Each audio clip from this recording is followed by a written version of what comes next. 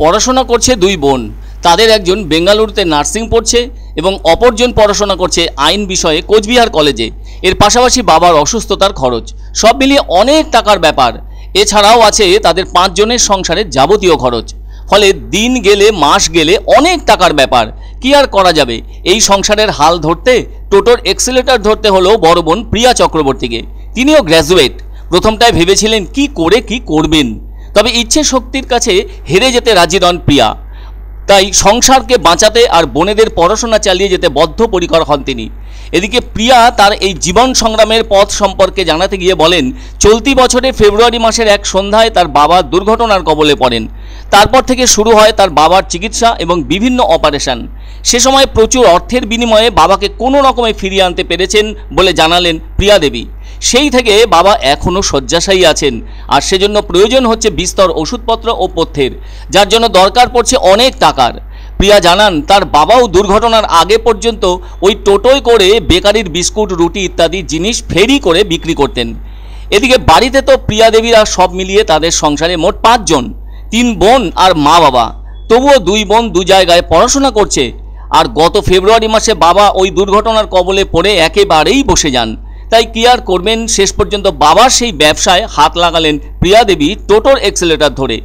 এদিকে নিজে ভেবেছিলেন আরও কিছু পড়াশোনা করবেন, কিন্তু সেটা আর হলো না। ফলে বাড়ির সকলের কথা ভেবে নিজের পড়াশোনায় ইতি টেনে দিলেন তিনি। আজ নিয়ে 4 মাস ধরে বাবার ব্যবসা চালিয়ে আসছেন তিনি। তবে প্রথম অবস্থায় অসুবিধেই হচ্ছিল, কেননা ওই ব্যবসার হিসেবটা বুঝতেও অসুবিধে দেখা দিয়েছিল ময়নাগুড়ির প্রিয়া চক্রবর্তীর। কেননা ওই সমস্ত বিস্কুট, পাউরুটি প্রভৃতি ফেরি করেই বিক্রি করতে হচ্ছে তাকে, যা আজও একইভাবে সেসব বিক্রি করে আসছেন তিনি শুধু চাইছেন বোনেদের পড়াশোনা যেন ভালো মতো শেষ হয়। এদিকে প্রিয়ার বাড়ি ময়নাগুড়ি ব্লকের জোরপাকড়ি গ্রামে। ওখানকার আব্দুল গনি হাই স্কুল থেকেই পড়াশোনা এবং পাশ করা, তারপর ময়নাগুড়ি কলেজে পড়াশোনা করে গ্র্যাজুয়েশন করা। যাই হোক, কি আর করা, সবার তো সব ইচ্ছে পূরণ হয় না। তাই যে হাতে কলমটা আরও ভালোভাবে ধরার ইচ্ছে ছিল তার, সেই হাতে বর্তমানে টোটোর এক্সেলেটর ধরে ফেললেন প্রিয়া দেবী। তিনি বলেন, ছোটবেলায় পড়েছি পড়াশোনা করে যে গাড়ি ঘোড়া চড়ে সে, কিন্তু গাড়িতে যে এভাবে চড়তে হবে সেটা কখনো ভাবেননি বলে জানালেন বিস্কুট ফেরি করা প্রিয়া চক্রবর্তী। এদিকে তার বোন লিজা চক্রবর্তী বলেন, আমাদের বড়দি যেন বাবার দায়িত্ব পালন করছে। যদি কোনোদিন প্রতিষ্ঠিত হতে পারি তাহলে সবার প্রথমে দিদির পাশে দাঁড়াবো, বোন হয়ে যতটা পারি দিদিকে সাহায্য করব। এদিকে জোরপাকড়ি গ্রামের এক প্রতিবেশী আইনজীবী শিবশঙ্কর বলেন, প্রিয়া খুব ছোট থেকেই পরিশ্রমী। ওরা 3 বোন, ফলে আমরা ওকে মেয়ে মনে করি না, ছেলেই মনে করি। সেজন্য ও একটা এত বড় চ্যালেঞ্জ গ্রহণ করতে পেরেছে, যাতে বাবার চিকিৎসা চলে এবং বোনেদের পড়াশোনা বন্ধ না হয় সেসব দায়িত্ব যেন মাথায় তুলে নিয়েছে। সেজন্য পাড়ার মানুষজনও দারুণ গর্বিত ওই বোনটির জন্য। তবে সংসারের পরিস্থিতি খারাপ হলে কিভাবে তার হাল ধরতে হয় সেটা শেখা উচিত ময়নাগুড়ি ব্লকের এক গ্রামের গ্র্যাজুয়েট মেয়ে প্রিয়ার কাছ থেকে। তরুণী প্রিয়া তো নিজের মতো করে নিজের ব্যক্তি জীবনের কথা ভাবতেই পারেননি অন্যরকমভাবে, কিন্তু সেই রকম ভাবনার পথে পা বাড়াননি তরুণী প্রিয়া।